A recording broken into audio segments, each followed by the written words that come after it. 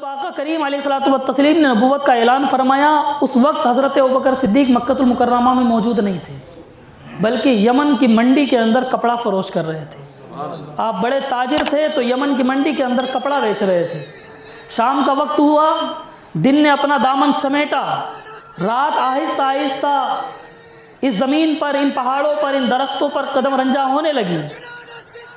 تو ساتھیوں نے کہا، اے عبداللہ، آپ کا نام عبداللہ تھا، کہا عبداللہ، پاس ہی میں عیسائی مذہب کے ایک ولی کا مکان ہے،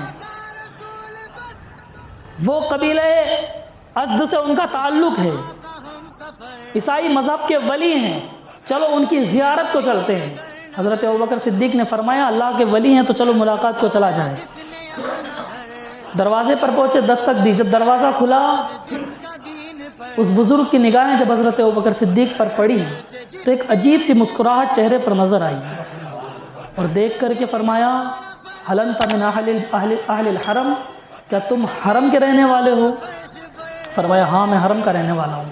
فرمایا هل انت من اہل القریش، کیا تم قریش سے تعلق رکھتے ہو؟ فرمایا ہاں میں قریش سے تعلق رکھتا ہوں۔ فرمایا کیا تمہارا تعلق ابن مرہ کی شاخ سے ہے؟ فرمایا ہاں میرا تعلق ابن مرہ کی شاخ سے ہے۔ اس بزرگ کا ایک الگ ہی انداز تھا، حالت یہ تھی بزرگی کی کہ آنکھوں کی یہ جو آئی بروز ہوتی ہے، جو بھویں ہوتی ہے، وہ ڈھلان پا کر کے آنکھوں کے اوپر آ گئی تھی، اتنی بزرگی تھی۔ بڑی مشکل سے آنکھیں کھول کر حضرت ابوبکر صدیق کی زیارت کر رہے تھے۔ فرمایا اپنی قمیض کو اٹھاؤ، میں تمہارا پیٹ دیکھنا چاہتا ہوں۔ حضرت ابوبکر صدیق نے فرمایا معاملہ سمجھ میں نہیں آتا، آپ یہ بھی جانتے ہیں کہ میں حرم والا ہوں، آپ یہ بھی جانتے ہیں میرا تعلق قریش سے ہے، آپ یہ بھی جانتے ہیں کہ میں ابن مرہ کی شاخ سے ہوں، آخر آپ چاہتے کیا ہیں؟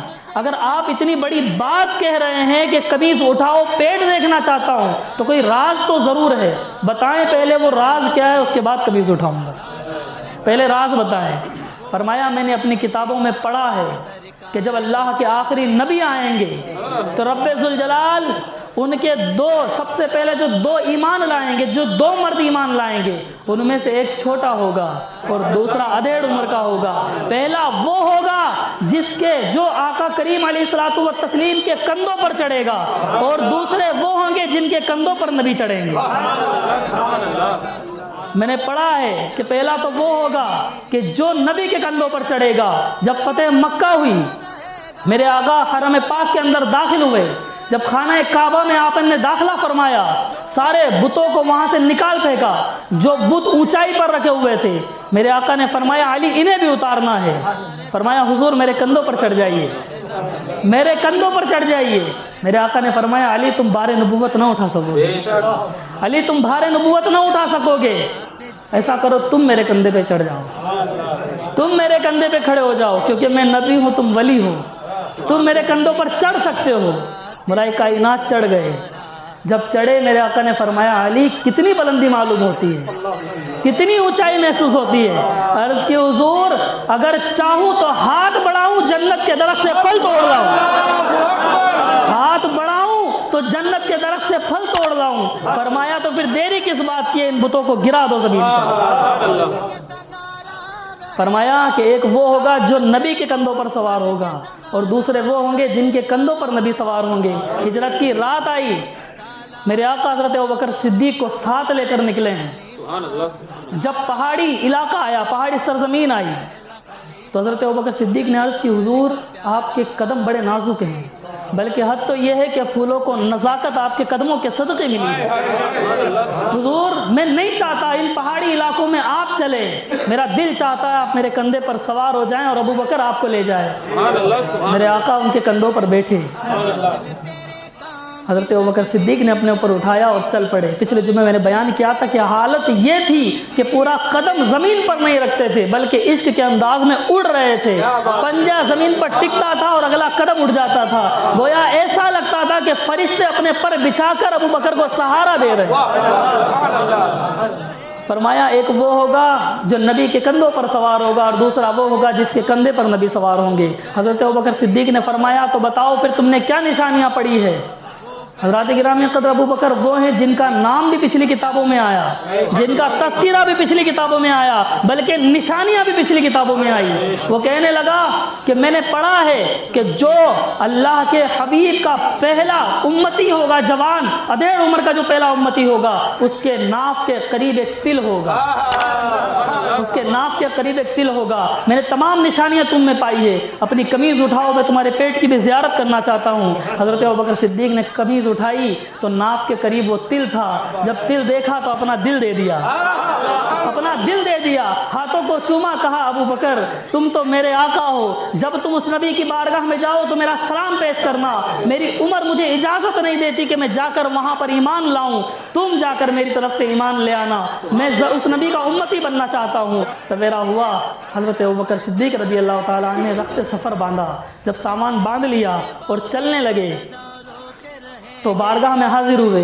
اللہ کے ولی نے ایک رقعہ پیش فرمایا، ایک رقعہ پیش فرمایا، عرض کی اے ابو بکر میں نے رات بھر جاگ کر کے بڑی ہی محبت کے ساتھ میری عقیدت کا اظہار 12 اشعار میں کیا ہے، نبی کی نعت لکھی ہے، یہ نعت لے جا کر اپنے آقا کو سنانا، یہ نعت لے جا کر اپنے نبی کو سنانا۔ حضرت ابوبکر صدیق نے وہ رقعہ لیا، مکہ المکرمہ پہنچے، پہلی ملاقات جس شخص سے ہوئی وہ ابو جہل تھا۔ جیسے ہی حضرت ابوبکر صدیق سے ملاقات ہوئی، کہنے لگا ابو بکر سوال کا جواب تو، کیا یتیم بھی نبی ہوا کرتے ہیں؟ کیا یتیم بھی نبی ہوا کرتے ہیں؟ کہا کیا معاملہ ہے؟ کہا وہ محمد اپنے آپ کو نبی کہتا ہے، اپنے آپ کو نبی کہتا ہے۔ فرمایا میں سفر سے تھکا ہوا ہوں، مجھے پہلے گھر جانے دو، مجھے پہلے گھر جانے دو۔